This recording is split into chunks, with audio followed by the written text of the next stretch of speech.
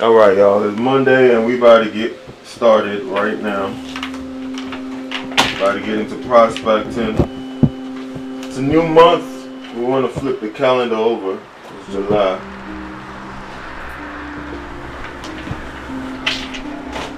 And we want to start this thing off on a solid note. Early bird get the worm. So it's in the morning right now. We about to get going.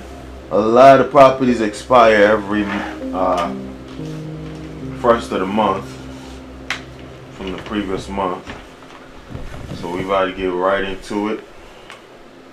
And we'll see how things go. Let's get started.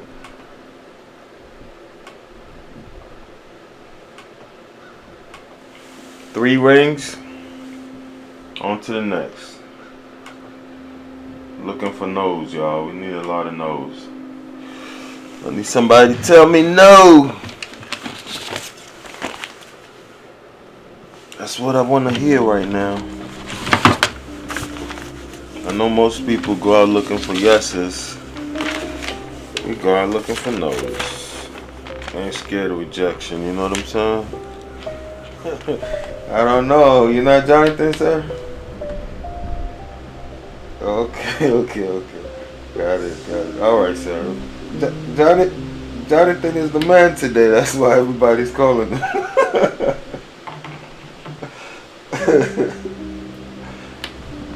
got it.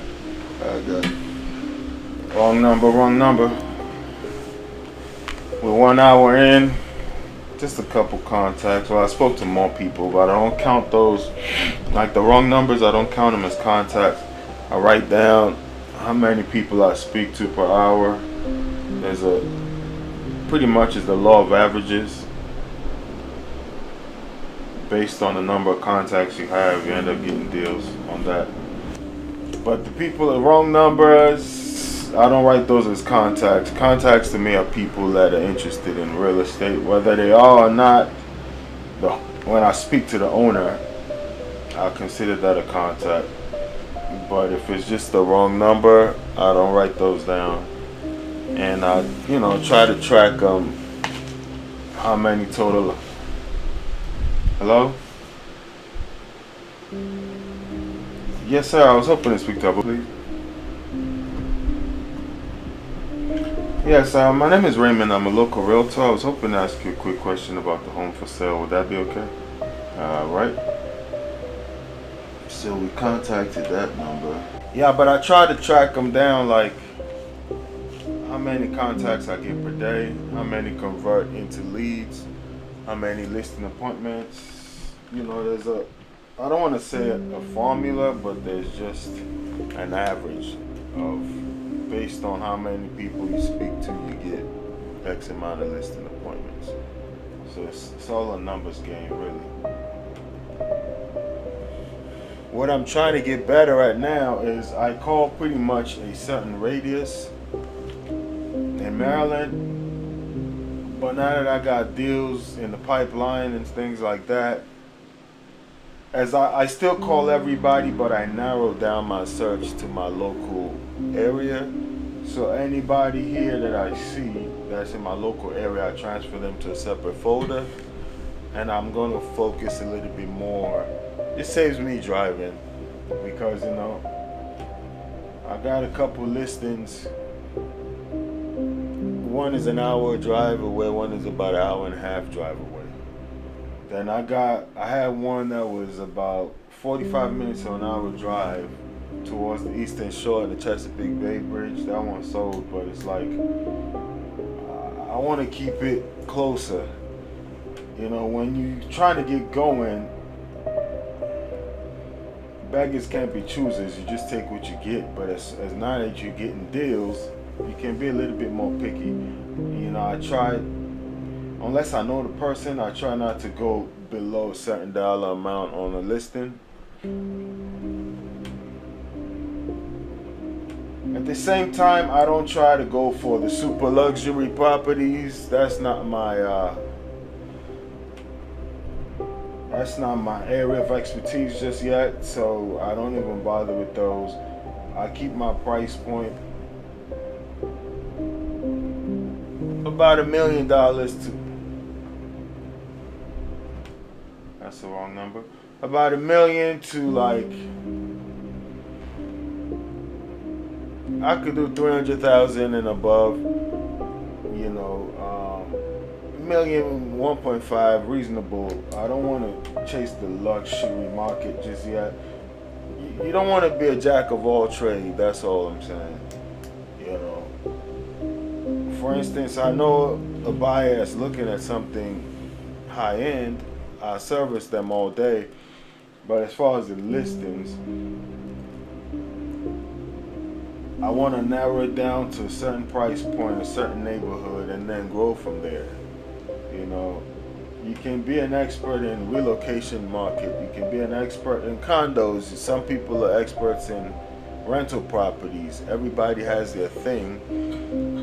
So just being all over the place is really not good. You don't get better at something if you're chasing a million different things. So in order to get really good at what I'm doing, I want to bring it down to my neighborhood that I service and farm, and then grow from there. But in the meanwhile, I'm calling everybody in a wider radius. But as I go through the list of expireds in this wide radius, I separate the ones closer, and I kind of hone in on those. All right, yeah, we just dialing. Gonna go for another 50 minutes. That means I got my first 2 hours of dialing in, but I have a lot of admin stuff to do. I'm hoping to hear back from a seller. We submitted an offer. I submitted it yesterday for $550,000 on a house. I think we're going to get it. She's expecting multiple offers, but we're the first offer with $10,000 over. My buyer is going to put a lot down, so she knows if she signs with us, it's a done deal. She's going to close. And I kind of let her know, a bird in hand is worth two in the bush. You don't want to wait for a higher offer. She was just under contract and that person backed away. Now you got a sure thing here. Just take it, and it's even $10,000 over your asking price. So I think I wrote a really good offer, even in the email, and I talked to the listing agent a few times. But the bottom line is she's gonna want what's best for her client. But I think what's best for your client is $10,000 over the asking price, not too many contingencies, and also somebody that's way overqualified for that property, and they're putting a chunk of money down, letting you know they're a serious buyer. You know, so she texted me this morning saying she's reviewing the offer, sending it to the seller, and she'll get back to me. So I think we're going to put another house under contract today. Don't have any Zillow leads just yet. Just got a lot of admin stuff to do that I couldn't get done over the weekend because some businesses are closed, like lenders, title companies are closed. But I got some stuff to service with some clients. But I want to wake up. Early bird gets the worm. First thing, I target the newly expired. Especially the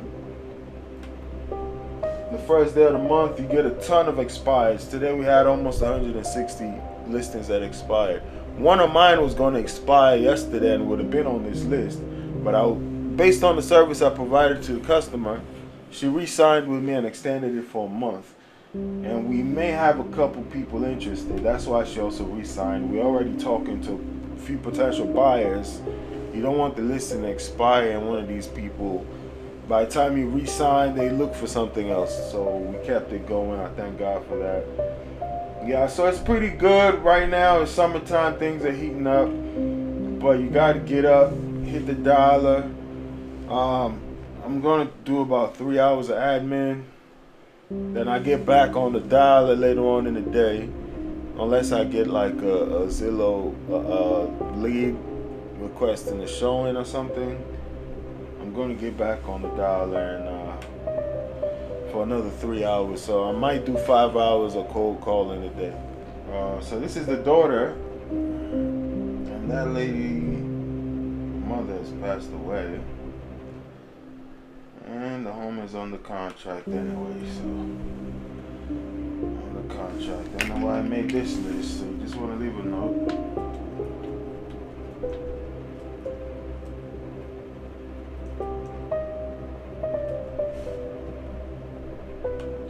Just take that name off.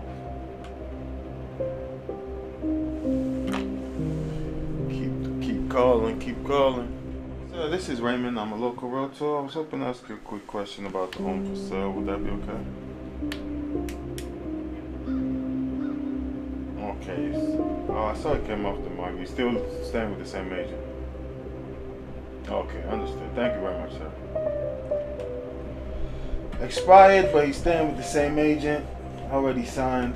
You just leave those alone legally. You're not supposed to solicit a client once they tell you they have an agent. So, but that is a conversation. That's another note. You write that down, and that's what we want to look for. It's all the law of averages. You know, a good place to be is between 9 to 11 contacts an hour. I'm 30 minutes in. Only spoke to 2 people so far, so not so good, not that productive. But I'm doing the work. People ain't picking up the phone. It is what it is. So I'm not distracted. I'm not all over the place. I'm locked in. I'm doing what I'm supposed to. But sometimes, people don't pick up. So you can't get any yeses or nos if people don't answer. So you just got to do what you do and let the chips fall where they may.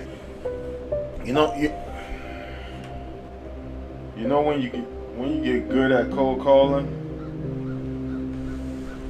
is when somebody spaz out on you on the phone, go off, and it doesn't even fade you. Don't phase you at all. That's when you know you're good.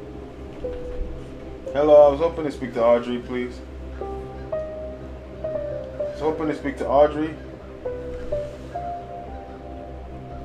Oh, sorry. Sound like somebody I know. Anyway, yeah, you're gonna get those really nasty pickups that will give you when it just rolls off your back like water on a duck. Man, you know you there. That's the stuff that drives people away from cold calling right there. But that's beautiful to me. I laugh. I really, it's just I like to keep it professional. But I don't even phase me. The guy talked to me like I've been talking to him for 10 years, and the first time I'm ever calling you, dude. What the hell are you talking about? You see? Who's that? That's the wrong number. Delete that number. Yeah.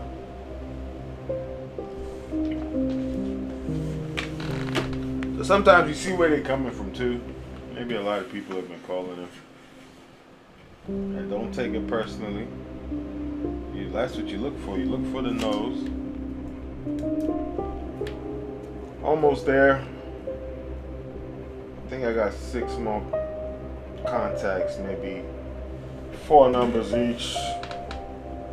So maybe 24 more numbers to call. It's past 12. I'm gonna go a little over 12.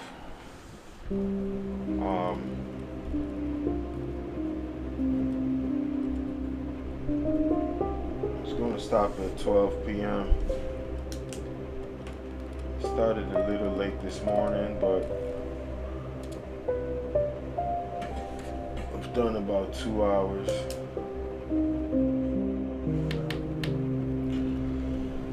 Yeah, so it's 12:05. Dialed 120 people, but each contact has let's say an average of 4 phone numbers. So we're looking at maybe 480 calls made in 2 hours. Not that many contacts at all. I mean, I spoke with maybe 50 people, but actual potential clients, only 4. That's on the low end. but it's a Monday. You know, people just got to the office. We're gonna do a little dial session a little later at 3 p.m. So right now I got a lot of admin stuff to do. We're gonna take care of that and get back to this a little later. All right. Hate to say it, but I'm gonna wrap this day up sooner. It's 4:11. I wanted to prospect for a couple more hours. But I'm getting an offer accepted right now, and there are a few more signatures my client has to sign. They changed the terms of the offer, and my client accepted the terms verbally, so I need to send her the contract so she can sign it. I need to do some admin stuff that's very important so we can put this house under contract today. It's a very competitive seller's market. So when you got a property with multiple offers and they call you and say, hey, we're going to accept yours, but if you can adhere to these terms and my client is willing, I need to handle that. But I did get to prospect for 2 hours, but some serious stuff got to get done so we can lock in on this contract. So we're going to wrap it up for the day, Monday. All in all, not a bad day. Did some prospecting, whole lot of admin stuff, but right when I was trying to get back to prospecting, the listing agent on the house we put an offer in called me, and I was handling that, so I just said, let me give you all some feedback. And it's a good day right now. So by tomorrow we should have 2 houses under contract that should be closing in the next month or so or sooner, by the grace of God. And yeah, it's summertime, July, so we gotta get going. This is the make or break season. I mean, a lot of transactions sometimes translate over to next year. For instance, my first 2 transactions this year were under contract last year and they just closed this year. So normally it's going to happen like that. You got a lot of transactions that should close this year that can translate into next year or transfer. But it's summertime. This is where you make your bulk of whatever you're going to do this year. So let me get to work, and thanks for taking this journey with me. Don't forget to subscribe. Let's get to 1,000 subscribers. We're starting to push it a little bit, and I really appreciate it. Even today I looked at it. We got a few more subscribers today. So let's try to get this thing going, right? For all my clients or people interested in buying houses, we're going to do a lot of videos on first-time home buyer programs, Maryland mortgage programs, different neighborhoods in Maryland. But the schedule is so hectic, it's just easier for me to record the day as it goes on and just dump these videos out there constantly. And when I do get a little freedom, you know, when things slow down a little bit, I'll make more focused videos that are targeting specific topics. You know, I got a long list of topics to target, to address, to make videos for. But those need more research, more editing. These are faster. You just record the day as it goes, and you get these out. So that's why we're doing these for now. And a lot of agents are watching, so please subscribe. They want or prospective agents, people that want to become agents or want to succeed. They just want to see how it goes, and this is helpful for them as well. So thanks for watching. Make sure to subscribe.